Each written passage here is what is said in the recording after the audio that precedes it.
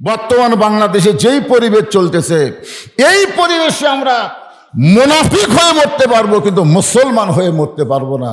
মুসলমান হয়ে মরতে গেলে আল্লাহর কোরআনের সমাজ লাগবে। জোরে কোন কথা ঠিক? একটু মনোযোগ দিয়ে শুনবেন।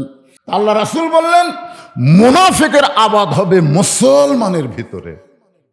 কাফেরের মধ্যে কোনো মুনাফিক নাই, ইহুদের মধ্যে কোনো মুনাফিক নাই, খ্রিস্টানদের মধ্যে কোনো মুনাফিক নাই, হিন্দুর মধ্যে কোনো মুনাফিক নাই। মুনাফিক হবে মুসলমানের ভিতরে। কারণটা হলো 54 বছরের ইতিহাসে আমরা সব দেখেছি। জোরে কোন কথা ঠিক কিনা? একটা জিনিস খালি দেখিনি, এটা খালি শুনেছি। আপনারা বলেন তো, বাংলাদেশে কোনো মানুষ যখন পেপার পড়ে, জোরে কোন কি পড়ে? পেপার পড়ে, কি খালি পড়ে না বোঝার নিয়তে পড়ে? একটা লোক পেপার পড়তেছে, 1 ঘন্টা পেপার পড়ার পর আরেকজন বললো, ভাই পেপারের মধ্যে কি কি খবর আছে? কই পড়ছি ঠিকই ভাই, আমি জানি না রে। পড়ছি ঠিকই, আমি জানি না। তো জনগণ কি বলবে? তাহলে তোর পড়ে লাভ কি হলো?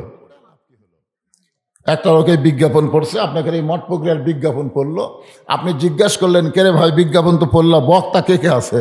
কই পড়ছি ঠিকই, আমি জানি না। তখন আপনার কি, ভাই মিয়া খালি পড়িস, তুই জানিস না কেন? তাহলে বাংলাদেশের প্রত্যেকটা পড়ার অর্থই হলো জানার নিয়ত। জোরে কোন কথা ঠিক কিনা? কিন্তু শুধুমাত্র আল্লাহর কোরআন মানুষ পড়ে জানার নিয়তে না, সোয়াবের নিয়তে। কিসের নিয়তে? প্রতি অক্ষরে 10টা করে নেকি, প্রতি অক্ষরে 10টা করে নেকি। মাশাআল্লাহ, প্রতি অক্ষরে কয় নেকি? 10টা করে নেকি।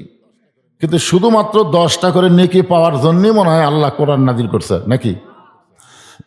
যেই কোরআন সম্পর্কে আল্লাহ বললেন, অনুনাজ্জিলু মিনাল কুরআনি মা হুয়া শিফাউ ওয়া রাহমাতুল লিল মুমিনিন। আল্লাহু আকবার। আসলে কোরআনের প্রতি অক্ষরে 10টা করে নেকি আল্লাহ দিবে, দিবে না তা বলতেছে না, দিবে। কিন্তু এই 10টা নেকি কি? মনে করেন আপনাদের পার্শ্ববর্তী শিববাটি বাজারে একটা লোক 2 মণ আলু নিয়ে গেছে। কয় মণ আলু? তখন এক খরিদ্দার এসে বলতেছে, ভাই কতটুকু আলু আছে? কয় 2 মণ। কয় আমারও তো 2 মণই লাগবে। তখন আলুওয়ালা বলতেছে, আলহামদুলিল্লাহ, তাহলে আর 1 কেজি 2 কেজি করে বেচার দরকার নেই, ধরো তুমি নিয়ে নাও। তো খরিদ্দার বলতেছে, না ভাই ওজন করে দাও। আলুওয়ালা বলতেছে, আমার বাড়ির আলু কম হবে না। তারপরে বলতেছে, ওজন করে দিই, তোমার অসুবিধা কি? আলু ওজন করে দেখা গেল 2 মণ 2 সের। 2 মণ কয় সের? তো খরিদ্দার বলতেছে, ভাই তুমি না করলে 2 মণ, 2 সের যে বেশি হলো। আলুওয়ালা বলতেছে, 2 মণ যদি নাও, এই 2 সেরের দাম দেওয়া লাগবে না, এটা তোমার ফ্রি দিয়ে দিলাম। প্রতি অক্ষরে 10টা করে নেকি ফ্রি। তখন ওই 2 কেজি আলু ব্যাগের মধ্যে তুলে বলতেছে, আজকের দিনে আমার 2 সেরই যথেষ্ট, 2 মণের দরকার নেই। আপনারা বলেন তো, আলুওয়ালা আলু দিবি? আলু 2 সের নিবার গেলে 2 মণ লওয়া লাগবে। আজকে বাংলাদেশ আমরা শুধু কোরআনের প্রতি অক্ষরে 10টা করে নেকি চাই, কিন্তু কোরআন যে আমাদেরকে মানার জন্য, কোরআনকে গ্রহণ করার জন্য আল্লাহ দিয়েছে, এদিকে আমাদের খেয়াল নাই। আল্লাহর কোরআনকে বাস্তব জীবনে আমল করার দরকার, ঠিক কিনা বলেন? হ্যাঁ। এই জন্য আমরা বলবো, সব দেখা হলো শেষ, আগামীতে দেখব আল্লাহর কোরআনের বাংলাদেশ। কি শুনবেন না দেখবেন? সবাই বলতেছেন না। হুজুর এটা কি দেখব? এটা আবার কি? আল্লাহর কোরআন দেখলে কেমন হবে, পরিবেশটা কেমন হবে, এইটা বোঝানোর জন্য বলতেছি।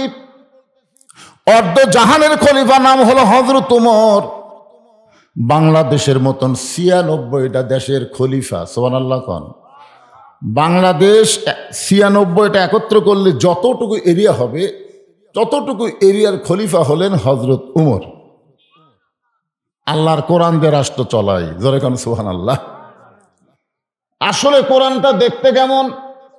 সারা জীবন শুধু শুনলাম আল্লামা সাইদি হুজুর 50 বছর আমাদেরকে কোরআন শোনাইলো। বাংলাদেশের বহু জায়গায় কোরআনের মাহফিল হচ্ছে, আমরা প্রতি রাতে কোরআন শরীফ শুনতেছি, এক এক বক্তার এক এক রকম। জোরে কোন কথা ঠিক কিনা? চাষটলে গল্প হয়, এই বছর এই এলাকার মধ্যে কোন বক্তার ওয়াজ হাঁটলো। চাষটলে কিন্তু গল্প হচ্ছে, তখন বলতেছে এই বছর তো উমুকের ওয়াজই ভালো হচ্ছে। কি ওয়াজ করলো? শুনছি ভাই, বুঝি নাই। শুধু শুনলে হবে না, বোঝা লাগবে। কোরআন মোতাবেক চলতে গেলে আমাদের পরিবেশটা, রাষ্ট্রটা কেমন হটে এটা বোঝানোর জন্যই বলতেছে। তাই বিস্তীর্ণ মরুভূমি, ওই মরুভূমির মধ্যে একজন রাখাল উট আর দুম্বা চড়াই। হযরত ওমর আল্লাহর কোরআনকে দেখার জন্য রাখালকে সালাম দিলেন, আসসালামু আলাইকুম রাখাল ভাই, আমার পেটে ক্ষুধা লাগছে, আমি উটের এক পেয়ালা দুধ চাই। রাখাল মুসকি মুসকি হাসে। ওমর ফারুক বললেন, রাখাল আমি তোমাকে সালাম দিলাম, উটের এক পেয়ালা দুধ চাইলাম, তুমি সালামের উত্তরও দাও না, উটের দুধ দিবা কেন সেটাও বলো না, তুমি মুসকি মুসকি হাসার কারণ কি? রাখাল বলতেছে, তোমার সালামের উত্তর দিব না, আমি তোমাকে উটের দুধও দিবার পারবো না। ওমর ফারুক বললেন, তাহলে আমার অপরাধ কি? রাখাল বলে, তোমার অপরাধ হলো আগে তোমার পরিচয় দাও। আগে তোমার কি দাও? ওমর ফারুক চিন্তায় পড়ে গেলেন যে আমি অর্ধ জাহানের খলিফা, আল্লাহর কোরআনকে দেখার জন্য সদ্ব্যবহার ধারণ করেছি, এখন যদি আমার পরিচয় দেই তাহলে গুমর তো ফাঁস হয়ে যায়। আমি ওমর এটা কেমনে পরিচয় দিব? এমন সময় আল্লাহর কোরআন ওমরের সামনে এসে বলতেছে, ওমর, রাখাল যখন তোমার পরিচয় চাইছে তুমি আসল পরিচয় দাও। তোমার আসল পরিচয় তুমি ওমর না, তোমার আসল পরিচয় তুমি মাওলানা না, তোমার আসল পরিচয় তুমি এমপি নও, তোমার আসল পরিচয় হলো মিল্লাতা আবিকুম ইব্রাহিম হুয়া সাম্মাকুমুল মুসলিমিন। আল্লাহু আকবার। এই ঠেঙ্গা ঠেঙ্গা এই সামনে যাওয়ার সাথে সাথে আপনারা আনমনা হয়ে গেছেন। আমি কিন্তু এই মুহূর্তে একটা গুরুত্বপূর্ণ কথা বলেছি। আমার আসল পরিচয় আমি বজলুর রশিদ এটা না, আমার আসল পরিচয় আমি একজন বক্তা এটাও না, আমার আসল পরিচয় হলো আমার জাতির পিতা হযরত ইব্রাহিম আমার নাম রেখেছে মুসলমান। তাহলে আমরা যারা এখানে বসে আছি আমাদের পরিচয় কি? যারা বলবেন না তারা মুনাফিক হয়ে যাবেন। জবান খুলে বলা লাগবে, আমাদের পরিচয় কি? আরো জোরে জোরসে বলুন।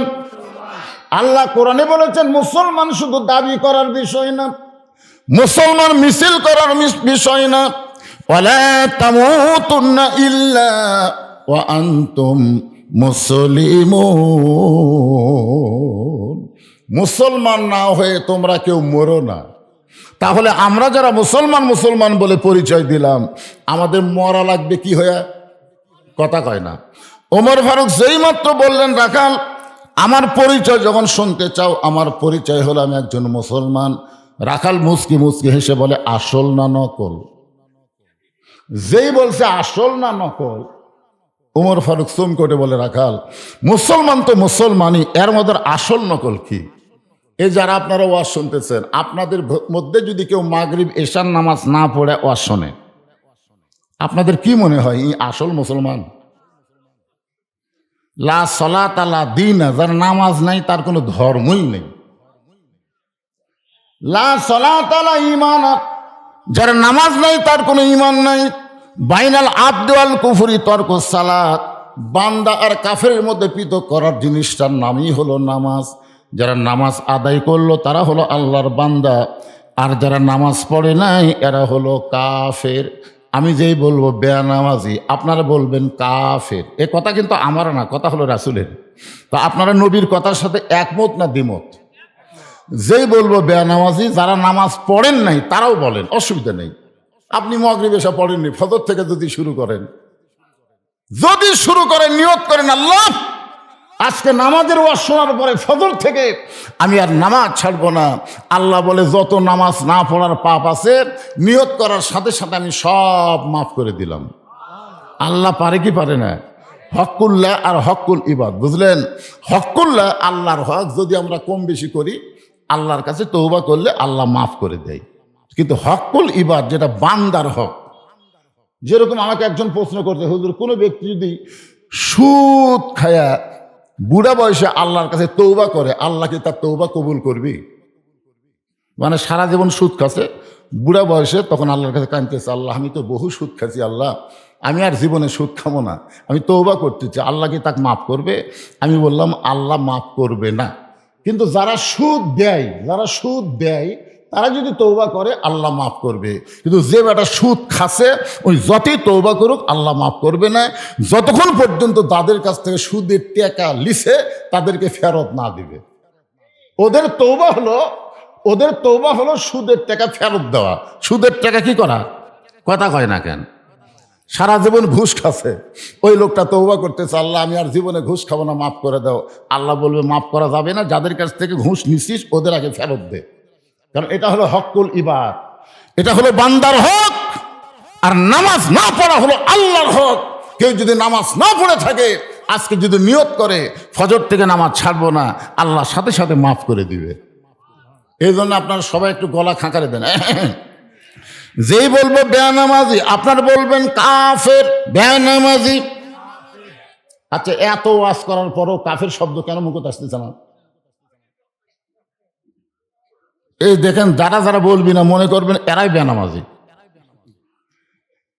শোনেন, এটা তো মাগরিব আর ইশার কথা বললাম। আল্লাহ রাসূল বলেছেন মান তারাকা সালাতু মুতাম্মিদান ফাকাত কাফারা, এক ওয়াক্ত যারা নামাজ বাদ দিল এরা আল্লাহর সঙ্গেই কুফরি করলো। এটা কি আমার কথা? যে তাহলে আপনারা নবীর কথার সাথে আল্লাহর কথার সাথে একমত হচ্ছেন না কেন? বেনামাজি, এলা মেনা শব্দ দিলে নামাজি হবে? বেনামাজি, আরো জোরসে বলুন। ওমর ফারুক বলে রাখাল, মুসলমান তো মুসলমান, এর মধ্যে আসল নকল কি? রাখাল বলতেছে আসল মুসলমান যারা হবে তারা চাওয়ার ব্যাপারে সতর্ক থাকবে। আসল মুসলমান দরকার হলে ফাঁসির মঞ্চে যাবে, কিন্তু রাষ্ট্রপতির কাছে বাঁচার দরখাস্ত লিখবে না। এরকম কিছু আসল মুসলমান আমাদের বাংলাদেশেই কিন্তু আমরা দেখছি। জোরেকার কথা ঠিক কিনা? উকিল কিন্তু বলতেছে স্যার আপনি একটা দলের প্রধান, আপনি যদি রাষ্ট্রপতির কাছে বাঁচার দরখাস্ত লেখেন, রাষ্ট্রপতি যদি আপনাকে মাফ করে দেয় আপনার কিন্তু ফাঁসি হচ্ছে না।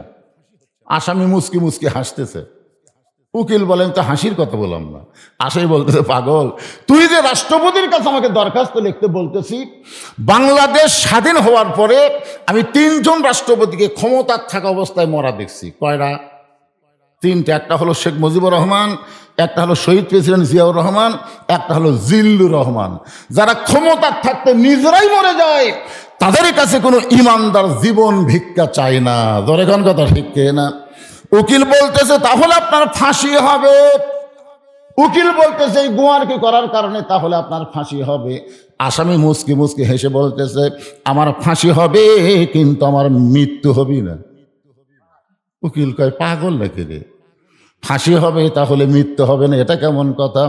এমন সময় আসামি বলতেছেন ওয়ালা তাকুলু লিমান ইউকতালু ফি সাবিলিল্লাহি আমওয়াতুন বাল আহয়াউ ওয়ালাকিন লা তাশউরুন।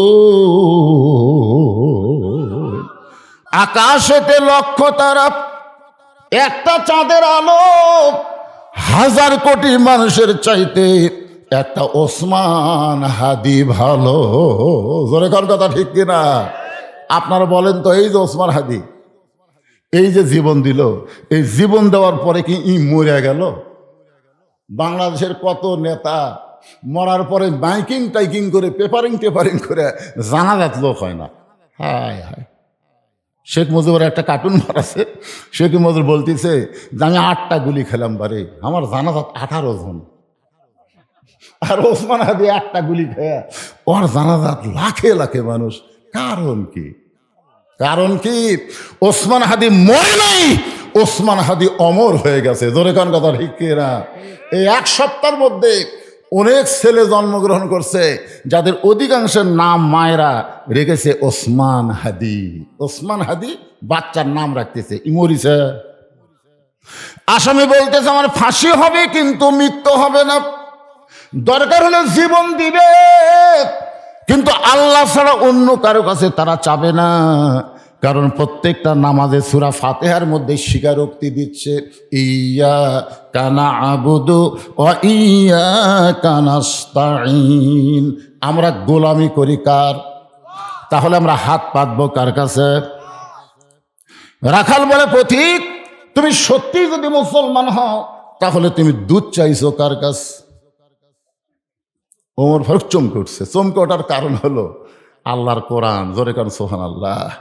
ওমর ফারুক বলতেছে, আল্লাহ তোমার কোরআন যখন দুনিয়াতে চালু থাকবে, উমর যদি ভুল করে একটা রাখাল পর্যন্ত ভুল ধরবার পারবে। আজকে মসজিদের মধ্যে আল্লাহর কোরআন চালু থাকার কারণে ইমাম সাহেব ভুল করে, সাধারণ একজন ভ্যানারা লোকমা দেয়। দেয় কি দেয় না? কোন আসরের নামাজ 4 রাকাত, ইমাম 3 রাকাতে বসেছে। ইমামের যোগ্যতা কি জানেন? ডবল টাইটেল, ডবল দাওরা। সেই ইমাম যদি আসলে 3 রাকাতে বসে, প্রথম কাতারের মুসল্লির খুব একটা খেয়াল নেই, বুঝলেন? ওরা খেলে দাঁড়ায়, প্রথম কাতারে খেয়াল নেই। দ্বিতীয় কাতারের ভ্যানারা আল্লাহু আকবার, ইমাম মনে মনে কয় তুই যতই লোকমা দে, আমি 41 সালের আগে উঠবো না। এই মনে করে ইমাম যদি স্বৈরাচারী হয়ে বসাই থাকে, আপনারা বলেন তো মসজিদের মুসল্লি কার পক্ষে যাবে? নেতার পক্ষে না ভ্যানারার পক্ষে? কারণ মসজিদ হলো আল্লাহর ঘর। ধরে বলেন মসজিদ কার ঘর? এখানে কোনো মানুষের আইন চলবে না। এখানে আল্লাহর হুকুম, নবীর তরিকা মোতাবেক যদি নামাজ পড়াতে পারো নামাজ পড়াও, যদি ভুল করো লোকমা দিবে, লোকমা যদি গ্রহণ না করো তুমি ইমামকে বাদ দিয়া আবার নতুন ইমাম নিয়োগ। কিন্তু সমাজে কেন? কারণ সমাজ আল্লাহর না, মসজিদ আল্লাহ। আপনি আওয়ামী লীগ জিজ্ঞাসা করেন মসজিদ কার, এক বাক্যে বলে দিবে আল্লাহর। বিএনপি জিজ্ঞাসা করেন মসজিদ কার, এক বাক্যে বলবে আল্লাহর। জামাত ইসলাম, তাবলিগ, পীর মুরিদি সবাই বলবে মসজিদ আল্লাহর। যদি বলা হয় এই যে পুকুর কার, তখন আর আল্লাহর কথা কবি না, চিন্তা করবি জানি না বারে এটা কার রে। অথচ আমরা সবাই জানি, সবাই কিন্তু জানি পরের জায়গা পরের জমি। সবাই বলেন পরের জায়গা পরের জমি, ঘর বানায়া আমি রই, আমি কিন্তু জমির মালিক নই। জমিদারের ইচ্ছা মতন দেই না জমিন চাষ, তাই তো ফসল ফলে না রে, দুঃখ 12 মাস। এই জমিদারকে আরো জোরে, জমিদারের ইচ্ছা মতন, জমিদারের আইন মতন, জমিদারের কোরআন মতন যদি জমিন চাষ না করা হয়, তাহলে মুসলমানের দুঃখ কোনোদিন ফুরাবে না, মুসলমান শান্তি খুঁজে পাবে না। ধরে কোন কথা ঠিক কি না? ওমর ফারুক বলতেছে, রাখাল আসলে চাওয়ার ব্যাপারে আমি ভুল করছি। রাখাল মুচকি মুচকি হেসে বলতেছে, ভুলটা যখন স্বীকার করছো, আল্লাহ তোমাকে তওবা করার সুযোগ দিছে। ইবলিস শয়তান কিন্তু ভুল স্বীকার করেনি, যার কারণে আল্লাহ তওবার সুযোগ দেয়নি। আর আদম আলাইহিস সালাম কিন্তু ভুল স্বীকার করছে, যার কারণে আল্লাহ আদমকে তওবার সুযোগ দিছে। বাংলাদেশে যারা আওয়ামী লীগ করছে, আওয়ামী লীগ, আমার এক বড় ভাই তো আওয়ামী লীগ, কিন্তু হাসিনা পলানোর পরে ও আমার মাদ্রাসার মসজিদের মধ্যে ঢুকছে। আমি সিসি ক্যামেরাতে দেখবার পেলাম, কে রে আমার বড় ভাই মাদ্রাসার মসজিদে আস্তে আস্তে নামে সালাম দিলাম, বড় ভাই খবর কি? তওবা পড়া, তওবা পড়া। যে দলের মেম্বার থেকে প্রধানমন্ত্রী বলে যায়, ওই দলতের আমি নাই রে। মানে আমার বড় ভাই ভুল বুঝবার পারছে, এখন তওবা করে দল পরিবর্তন করছে। তাহলে তওবার সুযোগ আছে না নাই? ধরে কোন আছে না নাই? ওমর ফারুক বললেন, রাখাল তাহলে আমি তওবা করতেছি। রাখাল বলে, তুমি মূর্খ মানুষ, তুমি তওবা কেমনে করবা? আমি তওবা করাই, তুমি আমার সঙ্গে তওবা পড়ো। ওমর ফারুক বলে, রাখাল আমার মধ্যে মূর্খামির কি দেখলে? রাখাল বলতেছে, সাওয়ার ব্যাপারে যে সতর্ক হয় না, সে দুনিয়ার সব চাইতে বড় মূর্খ। আমাদের বাংলাদেশে এরকম মূর্খ লোক আছে না নাই? আমার দয়াল বাবার দরবারেতে কেউ ফিরে না খালি হাতে। আপনার বলেন তো এটা কি তাওহীদ না শিরক? এখানে কি বলা লাগবে? আমার দয়ার আল্লাহর দরবারেতে কেউ ফিরে না খালি হাতে। আল্লাহ আল্লাহ লা ইলাহা ইল্লাল্লাহু মুহাম্মাদুর রাসূলুল্লাহ। সকলে বলি সাল্লাল্লাহু আলাইহি ওয়াসাল্লাম। এবার ওমর ফারুক বলে, রাখাল ভাই আসলে আমি একজন মূর্খ, আমাকে তুমি তওবা পড়াও। এবার রাখাল হযরত ওমরকে তওবা পড়াচ্ছেন। যারা মাগরিব এশার নামাজ পড়েন নাই, যারা এশার নামাজ পড়েছেন যেভাবে নামাজ পড়া দরকার সেইভাবে পড়তে পারেন নাই, এই কারণে আমরা সবাই তওবা করব। অসুবিধা আছে? আচ্ছা, সালাম ফিরানোর পরেই দেখবেন নামাজি বলতে আস্তাগফিরুল্লাহ আস্তাগফিরুল্লাহ। তা আমি একজনকে বললাম, কে রে ভাই, তুমি সবচাইতে ভালো জায়গাতে আছো, ভালো কাজ করলে নামাজ, তারপরে তুমি তওবা করতেছো কারণ কি? বলে, হুজুর যেভাবে নামাজ পড়া দরকার আমরা সেইভাবে পড়তে পারিনি, এ কারণেই তওবা করতেছি। তাহলে নামাজ পড়লেও তওবা, না পড়লে ডবল তওবা। এই জন্য আমার সঙ্গে সকলে জবান খুলে বলেন, আস্তাগফিরুল্লাহ রব্বি মিন কুল্লি জামবি ওয়া তুবু ইলাইহি লা হাওলা। পড়েন ভাই, হতে পারে জীবনের শেষ। কি মনে করতেছেন? এখান থেকে একজন দাঁড়া বলেন তো, হুজুর আমার বাড়ি সবচাইতে কাছে, আমি বাড়ি যাবার পারবই। একটা লোক দাঁড়া বলেন তো। তাহলে আপনার বাড়ি এত কাছে, আর সেই বাড়ি যাওয়ার গ্যারান্টি যদি দিবার না পারেন, আজকের মাহফিল আমাদের জীবনের অনেকের শেষ মাহফিল হতে পারে। জোরে কোন কথা ঠিক কিনা? এজন্য তওবা পড়ার ব্যাপারে কোনো আপত্তি আছে? আল্লাহর নবী নিজেও তওবা পড়ছে।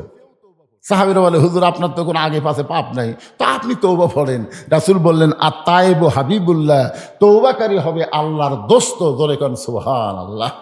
এই জন্য সবাই জবান খুলে বলেন, আস্তাগফিরুল্লাহ রব্বি মিন কুল্লি জামবি ওয়া তুবু ইলাইহি লা হাওলা ওয়ালা কুওয়াতা ইল্লা বিল্লাহিল আলিয়্যিল আযীম। ওমর ফারুক তওবা পড়ার পরে বলতেছে, ও রাখাল ভাই, আল্লাহর ওয়াস্তে উটের এক পেয়ালা দুধ দাও। আগে বলেছিল রাখাল ভাই উটের এক পেয়ালা দুধ দাও, এবার তওবা করার পরে উন্নতি হয়েছে। ও রাখাল ভাই আল্লাহর ওয়াস্তে উটের এক পেয়ালা দুধ দাও। রাখাল মুসকি মুসকি হাসে। ওমর ফারুক বলে, রাখাল হাসার কারণ কি?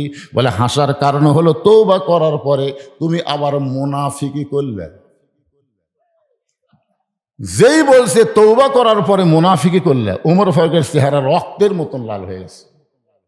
কারণ মুনাফিক এমন একটা দল, যেই দলের লোকদেরকে আল্লাহ জাহান্নামের সবচাইতে নিচে থাকতে দিবে।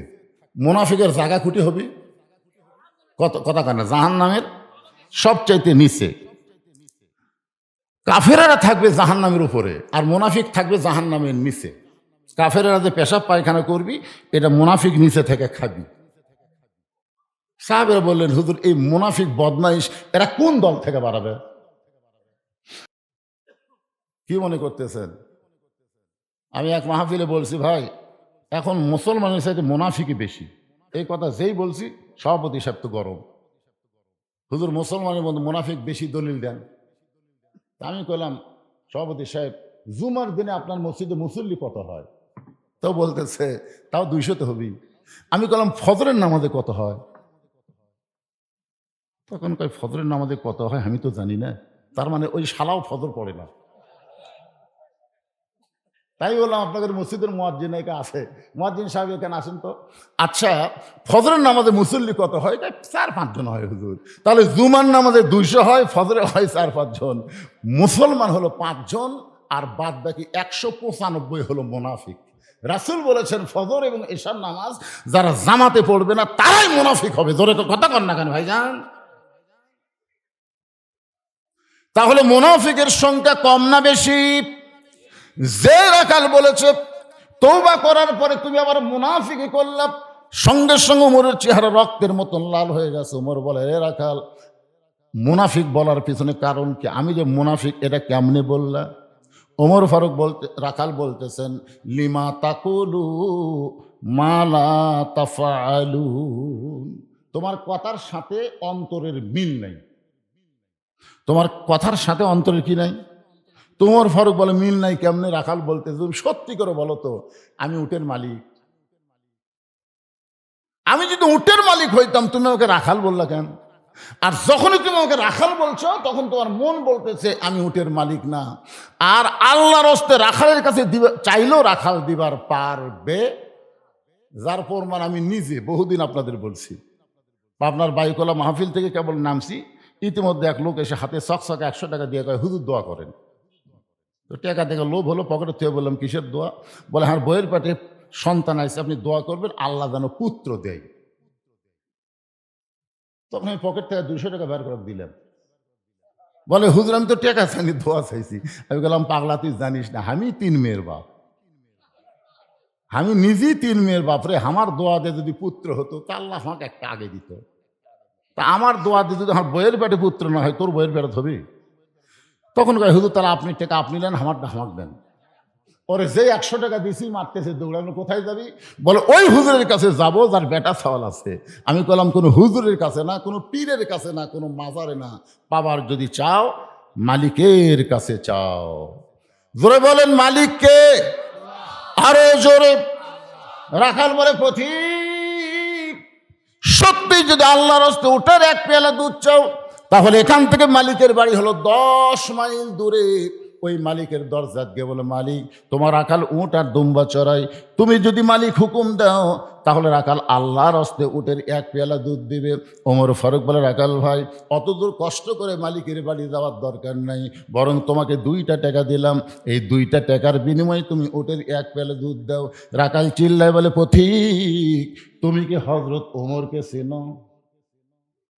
রাখাল হযরত ওমরকে বলতে যে, পথিক তুমি কি হযরত ওমরকে চেনো? ওমর আল্লাহর আইন দিয়ে, কোরআন দিয়ে রাষ্ট্র চালায়। ওমরের গুপ্ত বাহিনী যদি দূর থেকে দেখবার পাই, তুমি আমাকে 2 টাকা ঘুষ দিছ, আর মালিক বাদ দিয়ে তোমাকে উটের 1 পেয়ালা দুধ দিলাম, তাহলে তোমাকেও ধরবে আমাকেও ধরবে। এই বুড়া বয়সে কি তুমি ধরা পড়বার চাও?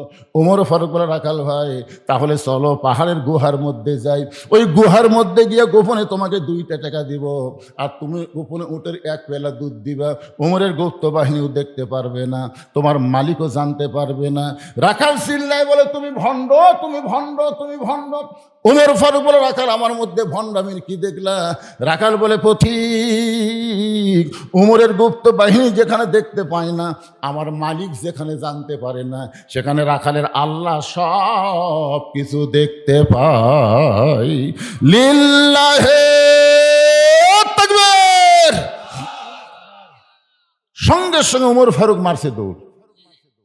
এক দৌড়ে গিয়ে পাহাড়ের পাদদেশে জায়নামাজ বিছায় 2 রাকাত সালাতুল শুকুর নামাজ আদায় করে বলতেছে, আল্লাহ তোমার কোরআন এত সুন্দর, তোমার কোরআন যখন দুনিয়াতে চালু থাকবে তখন কেউ না দেখলেও আল্লাহ দেখবে, এই বিশ্বাস মুসলমানের অন্তরে থাকবে।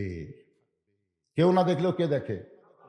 ওমর ফারুক বলতেছে, আল্লাহ আমি এতক্ষণ পর্যন্ত তোমার রাখালকে দেখি নাই, আমি তোমার রাখালের ভিতরে বাস্তব তোমার কোরআনকে আমি দেখতে পাই। ওমর ফারুক যখন আল্লাহর কাছে হাত তুলে কাঁদতেছে, রাখাল পিছনে এসে বলতেছে, যতই কান্দ উটের দুধ দেওয়া যাবে না। ওমর ফারুক বলে, রাখাল ভাই উটের দুধের কোনো দরকার নাই, বরং তোমার কাছে আমি জানতে চাচ্ছি, তুমি না দেখা আল্লাহকে কলিজার মধ্যে জায়গা দিয়ে তুমি যে আল্লাহর কোরআন অনুযায়ী চলতেছো, এর বিনিময়ে তোমার চাহিদা কি? 50 বছর কোরআনের হক তাফসীর করে 13 বছর অন্যায়ভাবে জেলখানায় বন্দি করে রাখলো, তারপরে জেলখানা থেকে হাসপাতাল নিয়ে গিয়ে আল্লামা সাঈদী কোরআনের পাখিকে হত্যা করলো। বলেন তো হুজুরের চাহিদা কি? একটা চাহিদা নাই? যেরকম আছে না নাই? হ্যাঁ, এই যে আপনারা আরামের বাড়ি, আরামের ঘর, ল্যাপটপের মহব্বত বাদ দিয়ে খেরের উপর বসে বসে আলোচনা শুনতেছেন, আপনাদের চাহিদা কি? যারা আরামে ঘুম পাড়তেছে ওরাও তো মানুষ, আপনারাও তো মানুষ, কিন্তু আপনারা এখানে এসে কেন বসে থাকলেন? ওরা কেন আরাম করতেছে? আপনাদের চাহিদা কি? রে হুজুরা এরা কি করবি রে? বারে হুজুরা কি রে? দেখছেন ওটি 2 জন বলছে, ওটা ওরা আবার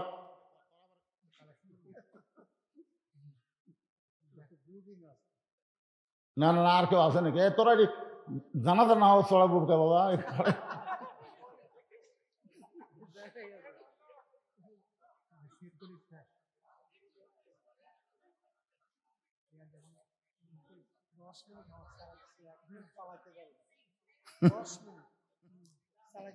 সবাই একটু আল্লাহর জিকির করেন, লা ইলাহা ইল্লাল্লাহ, লা ইলাহা ইল্লাল্লাহ, লা ইলাহা ইল্লাল্লাহু মুহাম্মাদুর রাসূলুল্লাহ সাল্লাল্লাহু আলাইহি ওয়াসাল্লাম। মাঘ মাসের প্রথম দিকে খুবই শীত, গত বছর মনে আছে আপনাদের, সেই শীত।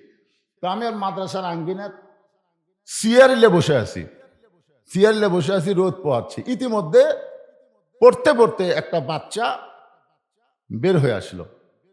তা আমি ওকে জিজ্ঞেস করলাম, কে রে, সবাই পড়তেছে ধুকে ধুকে, তুই বাড়ালি কেন? তখন আমাকে বলতেছে, আমি বললাম, কে রে, এটা কি? হুজুর আপনি জানেন না, 1 হলো পেশাব, 2 হলো পায়খানা, আর 3 হলো অজু থাকে না। তখন আমি কইলাম, এই মাঘ মাসের শীতের দিন তুই ট্যাবের পানিতে অজু করবি, পানির ঠান্ডার খবর জানিস? আমি হুজুর হয়ে ফতুয়া দিচ্ছি, অজু ছাড়া কোরআন পড়া যাবি, যা। আমাকে বলতে, হুজুর আপনি জানেন না, অজু ছাড়া কোরআন পড়া যাবি না। আমি বললাম, তোর বয়স কয় বছর রে পাগলা? যা যা যা, অজু ছাড়াই চলবি, যা। বলে, না হুজুর, এই তুই অজু ছাড়া কোরআন পড়বি, তোর যত পাপ হবি সব পাপ আমার, যা। এমন তাড়া মারছি, ওই তাড়ার চোটে ভয়ে গেছে। আমি চিন্তা করলাম, ওই যায় কি কোরআন সব ধরলো নাকি? আমি চেয়ার ছেড়ে এসে জানলার ফাঁক দিয়ে টাকা দেখি, এই দরজার ফাঁকত লুকে আছে। মানে ওই কাল দরজার ফাঁক দিয়ে দেখতেছে, হুজুর চেয়ারের থেকে উঠলেই খাম। আমি চেয়ার থেকে উঠে জানলার ফাঁক দিয়ে দেখতেছি, আমি মনে করছি হুজুর নাই, এই মনে করে বের হয়েছে। আমি ঘুরে এসে মাটির বসা বলতে, হুজুর আপনি হক মাদ্রাসাটা বাইর করে দেন, আমার অসুবিধা নেই, কিন্তু অজু ছাড়া আমি আল্লাহর কোরআন ধরবো না। তখন ওই বাচ্চাকে বুকের মধ্যে নিয়ে আমি কপালে সময় খাই বললাম, রে তোরা যতই দুষ্টামি কর, তারপরেও তোরা 1 নম্বর। সুবহানাল্লাহ না, এরা যতই দুষ্টামি করুক তারপরেও এরা কয় নম্বর? তোরা কোন কয় নম্বর? তোরাই 1 নম্বর। গোল্ডেন এই প্লাস। সুবহানাল্লাহ না কেন ভাই জান? এই শীতের ঠান্ডার রাতে আমাদের মতন অনেক মুরব্বী, তারা ফজরের নামাজ পড়ে কঠিন হয়, আর এরা 1 ঘন্টা আগে উঠে ওযু করে তাহাজ্জুদ পড়ে, কোরআন শরীফ পড়ে, তারপরে মসজিদে যায়। এই বাচ্চাগুলা, এরা কিন্তু জান্নাতের পাখি। জোরে কোন সুবহানাল্লাহ। রাস্তা দিয়ে যখন যায়, ফেরেশতারা নূরের পাখা এদের পায়ের তলে বিছিয়ে দেয়। সুবহানাল্লাহ, জোরে কর। তাই বাবাজিরা, তোরকে পক্ষে ওয়াজ করলাম 5 মিনিট, চুপ করে থাকতো। ওইদিকে এই দুটা কে রে? কি রে? এই ফাঁকে বস না, তোরা হাসিস কে রে?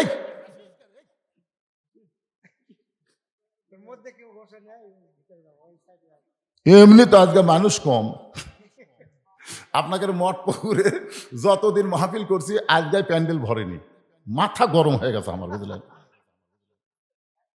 তার মধ্যে আবার দুষ্টামি করতেছে। কোনো দুষ্টামি চলবে না, যদি না শুনিস তোরা ঘরে যে শুয়ে থাকতে যা। একটু মহব্বত জিকির করেন, লা ইলাহা ইল্লাল্লাহ, লা ইলাহা ইল্লাল্লাহ, জোরে লা ইলাহা, লা ইলাহা ইল্লাল্লাহ মুহাম্মাদুর রাসূলুল্লাহ। ওমর ফারুক বলেন, রাখাল তোমার ভালো কোনো চাকরি নাই, তোমার ভালো কোনো খাওয়া দাওয়া নাই, তোমার ভালো কোনো বাড়ি নাই, তুমি উট দুম্বা চড়াও রোদে পুড়ে পুড়ে, এরপরেও তুমি আল্লাহর কোরআন অনুযায়ী চলো, তোমার চাহিদা কি?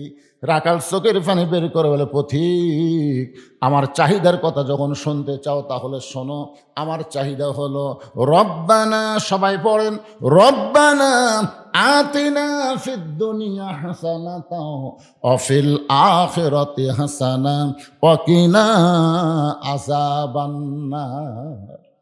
ওমর ফারুক মূর্খ সাজা বললেন, রাখাল ভাই তোমার চাহিদার কথা শুনতে চাইলাম, আর তুমি আল্লাহর কোরআনের আয়াত শোনাই দিলা, কারণ কি?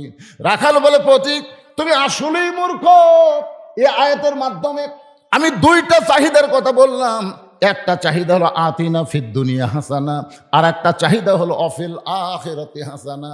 পথিক রে, এই রাখালের দুনিয়ার চাহিদা হলো মহামানব হযরত ওমরকে 1 নজর দেখা। যে ওমর আল্লাহর কোরআন দিয়ে রাষ্ট্র চালায়, সেই হযরত উমরকে যদি একটা বার দেখতে পাইতাম তাহলে দুনিয়ার চাহিদা আল্লাহ পুরা করত। এখান থেকে বোঝা গেল ভালো নেতা দেখার চাহিদা মুসলমানের থাকা দরকার আছে না নাই? ভালো নেতা, ধরে কোন কি নেতা? আপনার আগামী নির্বাচনে কি নেতা দেখবেন? আরো জোরে কন। আল্লাহর আইন চাই সৎ লোকের। এ কথা জোরে কন না কেন রে? এখান থেকে বাড়ি যাওয়ার গ্যারান্টি নাই, আর একটা হক স্লোগান দিলেন না, তাহলে আপনি কি হলেন? সবাই দেন, গ্যারান্টি নাই তো। আমরা বাঁচে আছি এটাই যথেষ্ট, মরার খবর তো নাই, আছে? তাহলে আমি যেই বলবো আমাদের সবাইকে ভালো নেতা দেখার দরকার আছে না নাই? রাখাল বলে আমার দুনিয়ার চাহিদা হলো মহামানব হযরত উমরকে আমি এক নজর দেখতে চাই।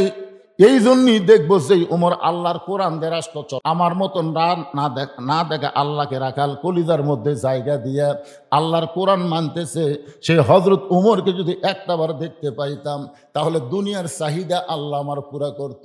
অফিল আখিরাতি হাসানা, আমার আখিরাতের চাহিদা হলো আমি রাখাল যখন মরে যাব, অধম রাখালকে আল্লাহ যেন জান্নাত দেয়। রাখালের চাহিদা কয়টা? এক নম্বর চাহিদা হলো হযরত উমরকে এক নজর দেখবে।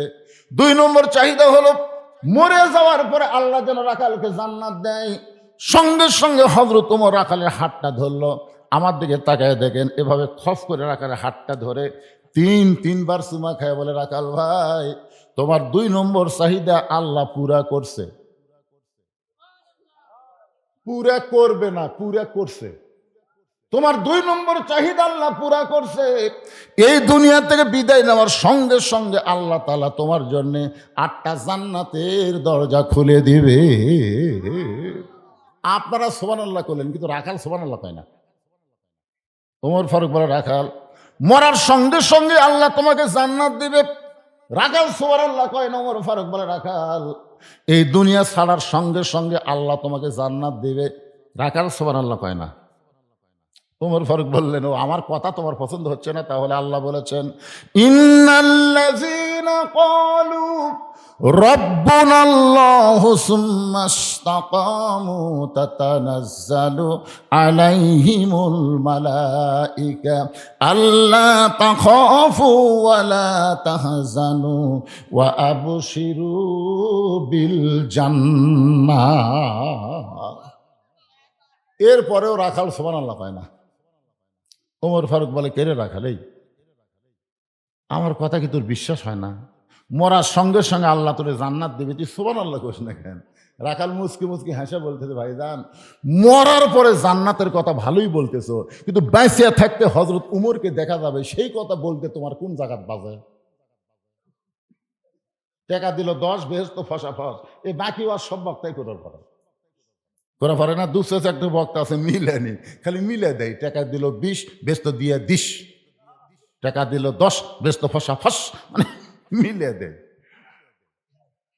মরার পরে জান্নাত এই বাকিও সবাই করতে পারে, কিন্তু হযরত উমরকে এক নজর দেখতে পাবো, এই নগদ কথা বলতে তোমার কোন জায়গায় বাজে?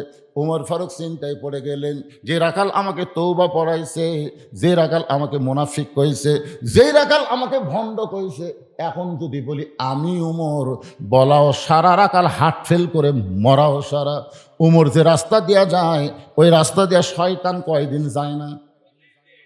তাহলে ওমর ফারুকের এখন যদি বলে, ভাই রাখাল তুমি যারে মুনাফিক কইছো, তওবা পড়াইছো, যাকে তুমি কি করছো, ভণ্ড কইছো, আমি হইলাম সেই উমর, বলাও সারা, রাখাল হার্ট ফেল করে মরাও সারা। ওমর ফারুক চিন্তায় পড়ে গেলেন, আমি যে ওমর, এইটা রাখালকে কেমনে বলবো?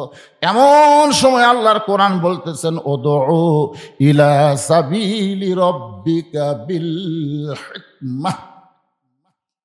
ওমর তুমি তো ওমরের ডাইরেক্ট বলবার না পারো, তাহলে হিকমত অবলম্বন করো। ওমর ফারুক বললেন, রাখাল সত্যিই যদি তুমি ওমরকে দেখতে চাও, তাহলে ফজরের নামাজ তোমাকে সামনে কাতারে আদায় করা লাগবে। ফজর যদি সামনে কাতারে আদায় করতে পারো, মেহরাবের মধ্যে যেই মানুষটাকে দেখতেছে ইমামতি করতে, ওই মানুষটি হলেন হযরত উমর। ধরে কোন সুবহানাল্লাহ। এখানে কি বুঝলেন? আল্লাহর কোরআন দিয়ে যখন রাষ্ট্র চলবে, তখন নেতারা খালি এমপি হলে হবে না, 2 উপজেলার মধ্যে বড় মসজিদের ইমামতি করার যোগ্যতা থাকা লাগবে। ধরে কোন কথা ঠিক না? এখন ইমামতি করবার গেলে তো ফতুয়া আছে। আমাকে একজন বলতে, যে হুজুর, ইমামের দাড়ি যদি 1 মুষ্টির নিচে হয় তার পাশে নামাজ হবে? আমি কইলাম, কে রে ভাই, তুই ইমামের দাড়ি মুঠ দেখে এমনি মাপলি? ইমাম কি তোকে দাড়ি ধরবার দিছে? না, তা দেয়নি। তা তুই যে 1 মুষ্টি, এটা কেমনি বুঝলি? হুজুর, ইমাম যখন খুতবা দেয় তখন আমি দূর থেকে মুঠ দা আন্দাজ করছি, হুজুর আমার মুঠ ওর দাড়ি মনে হয় একটু ছোট হবে। চিন্তা করছেন, ইমামের দাড়ি মানুষ মুঠ দিয়ে মাপে, আর সেই বাংলাদেশে দাড়ি মোছ কিছুই নাই, তাকে যদি কেউ জাতীয় ইমাম কয়, এটা কি বাংলার মুসলমান মানবি? কথা কন না কেন, এটা কি মানবি? ওল মুখে দাড়ি নাই, মোছ নাই, আমাকে জাতীয় ইমাম। জাতীয় নেতা বলো, কিন্তু জাতীয় ইমাম বলা যাবে না। ইমাম হওয়ার শর্ত আছে। ধরে কোন কথা ঠিক না? ওমর ফারুক বলেন, রাখাল ভাই, সত্যি কি ওমরকে দেখতে চাও? তাহলে ফজরের নামাজ তোমাকে সামনে কাতার আদায় করা লাগবে। সামনে কাতারে যদি নামাজ পড়ো, মেহরাবের দিকে লক্ষ্য করে দেখবা, যেই মানুষটা ইমামতি করতেছেন ওই মানুষটি হলেন হযরত ওমর। রাখাল ছোট বাচ্চার মতন কান্দে। এতক্ষণ রাখাল খানে হাসিছে। ওমর ফারুক বলে, রাখাল কান্দার কারণ কি? রাখাল বলতে, যে ভাইজান, আমি বারান্দাত নামাজ পড়ি, আমি মসজিদের ভিতরে ঢোকার সাহস পাই না, কারণ মসজিদের মধ্যে নবীর দামি দামি সাহাবী, ওই দামি দামি সাহাবীর মধ্যে আমি একটা রাখাল কেমনে যাই? এই জন্যই আমি বারান্দায় নামাজ পড়ি। ওমর ফারুক বললেন, মসজিদের মধ্যে দামি দামি, আর তুমি বারান্দায় কম দামি, এই কথা তোমাকে বুঝালো কে? আমি সিয়ারত বসবাস করতেছি, আমি বেশি দামি, আর আপনারা খেরত বসবাস শুনতেছেন, আপনারা কম দামি, এ কথা আপনাকে বললো কে? হাসরের ময়দানে দেখা যাবে আমাদের মতন বহু বক্তাকে আল্লাহ তক্তা বানিয়ে জাহান্নামে দিবে, আর আপনাদের মতন বহু শ্রোতাকে আল্লাহ বিনা হিসাবে জান্নাত দিয়ে দিবে। ভাইজান, কে দামি কে কম দামি এটা নিরূপণ আল্লাহ কোরআনে বলেছেন, ইন্না আকরামাকুম ইনদাল্লাহি আতকাকুম। ওই ব্যক্তি সবচাইতে দামি হয় যার কলিজার মধ্যে আল্লাহর বেশি ভয়। আল্লাহু আকবার, সুবহানাল্লাহ, কিছুই কর না রে বারে। ওমর ফারুক বললেন, রাখাল তুমি কম দামি আর ভিতরে দামি দামি, এই কথা তোমারে বুঝাইলো কে? ওমরকে যদি দেখবার চাও তাহলে ফজরের নামাজ তোমাকে সামনে কাতারে আদায় করা লাগবে। এখন কি কও বা কও? রাখাল বলতেছে, তাহলে আজকে এশার নামাজ পড়ে আর আমি বাড়ি যাচ্ছি না।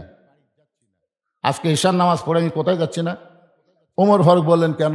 বলে, এশার নামাজ পড়ে যদি বাড়ি যাই আর ফজর যদি সামনে কাতারে না পাই, এই জন্য এশা থেকেই ফজর সামনে ধরার জন্য আমি চেষ্টা করব। ওমর ফারুক বলেন, রাখাল তুমি কি জানো 5 ওয়াক্ত নামাজের মধ্যে 3 ওয়াক্ত তাড়াতাড়ি আর 2 ওয়াক্ত লম্বা, এটা কি তুমি জানো?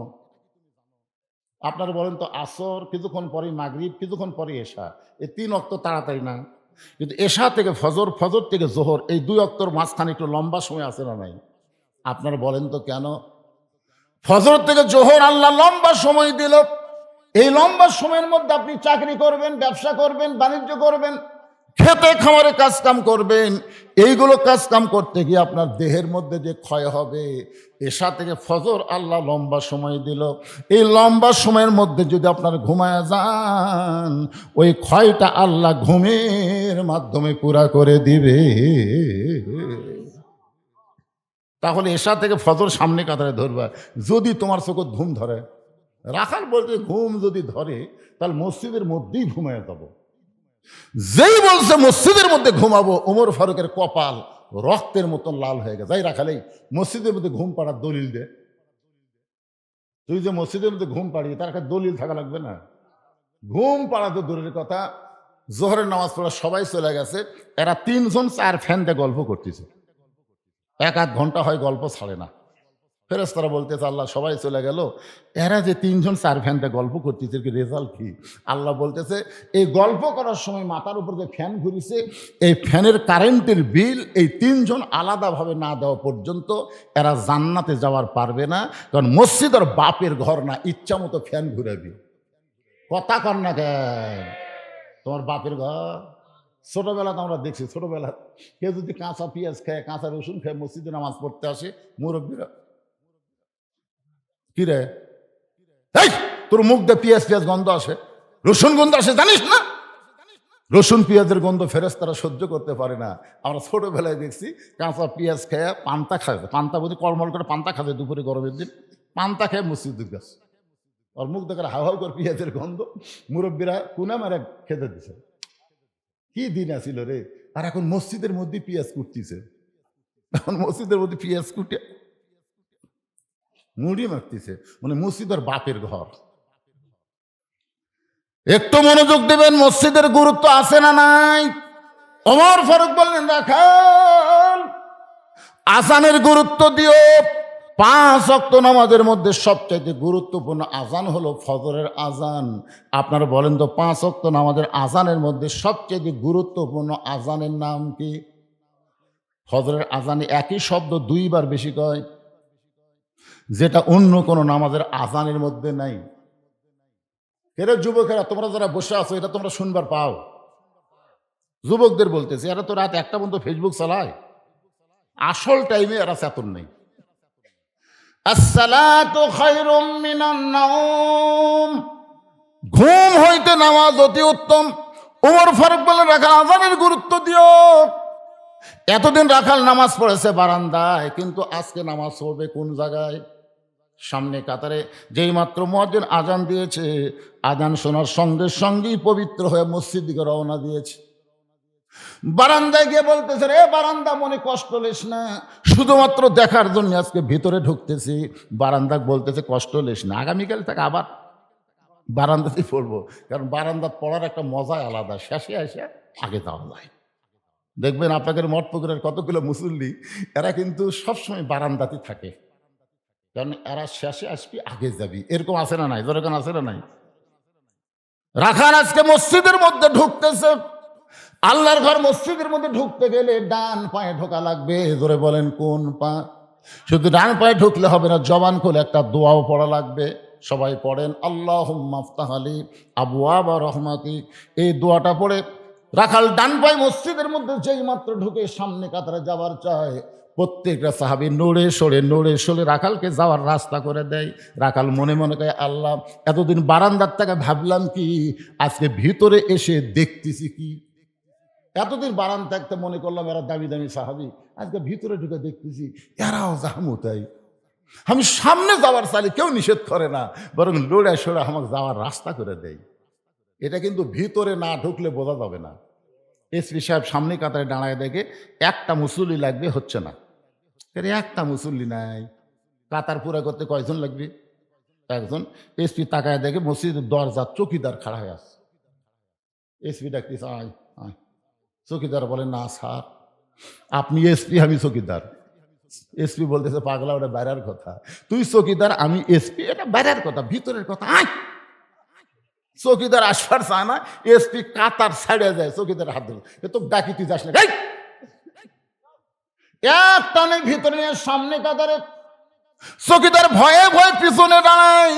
এসপি পিঠে হাত দিয়ে বলতেছে, আমার গোড়ালির সঙ্গে গোড়ালি সোজা কর। চৌকিদার বলে, স্যার আপনি এসপি, আমি চৌকিদার। এসপি বলে, আমরা 2 ভাই, একসঙ্গে কাতার সোজা করে 27 গুণ সওয়াব পাওয়ার চাই। সুবহানাল্লাহ না খান? কি মনে করতেছেন? পায়ের গোড়ালির সঙ্গে গোড়ালি মিল করা লাগবে। এখন চৌকিদার মনে মনে বলতেছে, আল্লাহ, ভিতরে এত শান্তি, এটা বাইরে থেকে বোঝা যায় না। মসজিদের ভিতরে যখনই ঢুকবেন, আওয়ামী লীগ, বিএনপি, জাতীয় পার্টি সবাই 3 জন মিলে কাতার সোজা করতেছে। ধরে কারণ কয়জন? আওয়ামী লীগ, বিএনপি, জাতীয় পার্টি পায়ের গোড়ালির সঙ্গে গোড়ালি মিল করে কাতার সোজা করছে, কিন্তু হুজুর নেই। আমরা তো কাতার সোজা করলো রে, সামনে কে যাবে? তখন আওয়ামী লীগ কাকে দেখে, বারান্দার জামাত ইসলামের এক হুজুর খাড়া হয়ে আছে। তখন আওয়ামী লীগ বলতেছে, আয় ভাই, হ্যাঁ, বলতেছে, আমি যুদ্ধ অপরাধী। করছে, পাগলা, ওটা বাইরের কথা, ভিতরের কথা আমরা সবাই একটা। তো সেই ভিতরে গেছে, বিএমপি ঠেলা দেয় সামনে দিতে, সামনে যাওয়ার পারিস না। এবার জামাত ইসলাম সামনে দেয়, করছে, ভাই কি কর্ম? তুই আমাকে নেতা রে, তুই সামনে দাঁড়া, আমরা ইমামতি ইক্তেদা করব, তুই আমাদের নেতা। কারণ মসজিদ আল্লাহর ঘর, এখানে কোনো দলাদলি চলবে না, সবাই মিলে আমরা এক কাতার করতে চাই। জোরে বলেন কথা ঠিক কিনা? এটা ভিতরে না গেলে বোঝার উপায় নাই। রাখাল এতদিন বারান্দায় নামাজ পড়েছে, আজকে নামাজ পড়বে সামনে কাতারে, একেবারে সামনে কাতারে, মেহরাব বরাবর সামনে কাতারে। ফজরের 2 রাকাত সুন্নত নামাজ আদায় করেছে। সর্বসাকুল্যে 12 রাকাত সুন্নত পড়া লাগবে। জোরে বলেন কয় রাকাত? ফরজ হলো 17, সুন্নত হলো 12। আপনারা 5 ওয়াক্ত নামাজে কম পক্ষে 12 রাকাত সুন্নত পড়াই লাগবে। আপনারা জানেন সবচাইতে বেশি সুন্নত হলো জোহরের নামাজে, আগে 4 পরে 2, তারপরে মাগরিবের নামাজের পরে হলো 2 রাকাত, এশার নামাজের পরে হলো 2 রাকাত, আর ফজরের নামাজের আগে হলো 2 রাকাত। রাসূল বলেছেন ফজরের আগে যে 2 রাকাত সুন্নত, এতই দাম আসমান জমিন বিক্রি করে দিলেও হবে না। ধরে কারণ সুবহানাল্লাহ। রাখাল ফজরের 2 রাকাত সুন্নত নামাজ আদায় করে বসে আছেন, মনের মধ্যে কত আশা। আজকের জীবনের শেষ দেখা দেখব, প্রথম দেখা দেখব, সারা জীবন যাকে দেখার জন্যে বড় আশা করে আছে, আজকে দেখব প্রাণ ভরে, এই মনে করে রাখাল বসে আছেন। এমন সময় একজন সাহাবী মসজিদের মধ্যে ঢুইকা দেখে জায়গা দখল। যে সাহাবী মসজিদের মধ্যে ঢুইকা দেখে জায়গা দখল, ওই সাহাবীর নাম হলো ওসমান গনি। ধরে বলেন নাম কি? আপনারা বলেন তো, ফতুয়ার কিতাবে আছে শুধুমাত্র ইমামের জায়গা ছাড়া অন্য কোনো জায়গা কারো জন্য নির্দিষ্ট নাই, শুধু ইমামের জায়গা। কিন্তু ওসমান গনি কেন বলতেছে আমার জায়গাতে এটা কে বসে আছে রে? এইটা বলার পেছনে কারণ হলো আল্লাহর নবী বলেছেন, আমি যখন ইমামতি করব, আমি বরাবর পিছনে যিনি দাঁড়াবে তার নাম হলো আবু বকর। আবু বকর যখন ইমামতি করবে, আবু বকর বরাবর যিনি পিছনে দাঁড়াবে তার নাম হলো ওমর। ওমর যখন ইমামতি করবে, ওমর বরাবর পিছনে যিনি দাঁড়াবে তার নাম হলো ওসমান। ওসমান যখন ইমামতি করবে, ওসমান বরাবর পিছনে যিনি দাঁড়াবে তার নাম হলো আলী। আবার আলী যখন ইমামতি করবে, আলী বরাবর পিছনে। এই পিছনে উল্লেখ করার পরে নবী কারোর নাম বলেন না। সাহাবীরা বলে, ইয়া রাসূলুল্লাহ, হযরত আলী যখন ইমামতি করবে, আলী বরাবর পিছনে কে দাঁড়াবে? সঙ্গে সঙ্গে নবী চোখের মধ্যে পানি নিয়ে বললেন, মা ইয়ান্তিকু আনিল হাওয়া ইন হুয়া ইল্লা ওয়াহয়ুন ইউহা। আমি রাসূল বলতে পারি না যতক্ষণ আল্লাহ না বলায়। ওই আলী পর্যন্তই হলো খোলাফায়ে রাশেদীন। তাহলে হযরত ওমর যখন ইমামতি করবে, ওমর বরাবর পিছনে যিনি দাঁড়াবে তার নাম কি? এতক্ষণ কি শুনলেন? ওমর যখন ইমামতি করবে, ওমর বরাবর পিছনে যিনি দাঁড়াবে তার নাম কি? কিন্তু আসিয়া দেখে জায়গা দখল করে একজন বসে আছে।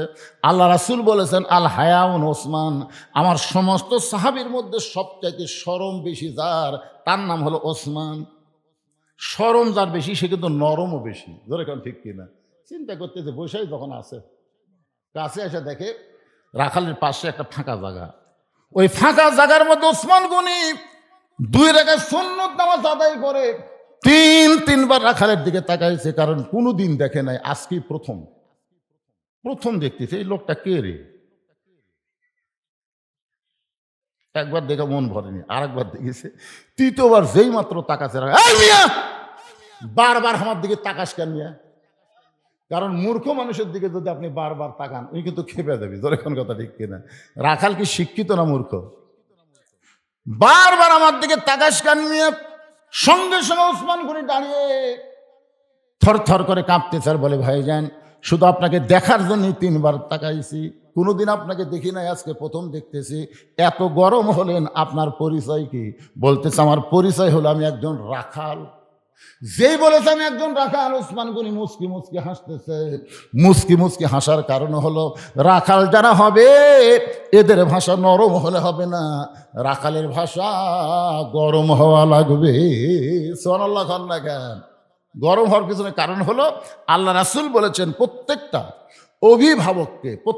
অভিভাবককে আল্লাহ রাখালের দায়িত্ব দিয়ে দুনিয়াতে প্রেরণ করছে। কি বুঝলেন? প্রত্যেকটা অভিভাবককে আল্লাহ কি দায়িত্ব দিছে? রাখালের দায়িত্ব দিয়ে দুনিয়াতে প্রেরণ করেছে। এখন আপনি চোখ বন্ধ করে চিন্তা করতেছেন, হুজুর আমার তো গরু নাই, আমার ছাগল নাই, আমি কার রাখালি করবো? ওই যে ঘুরতেছে।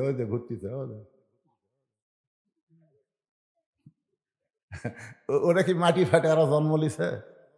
এরা কি মাটি ফাটে জন্ম লিছে না কোনো বাপ জন্ম দিছে? কথা কর না কেন ভাইজান?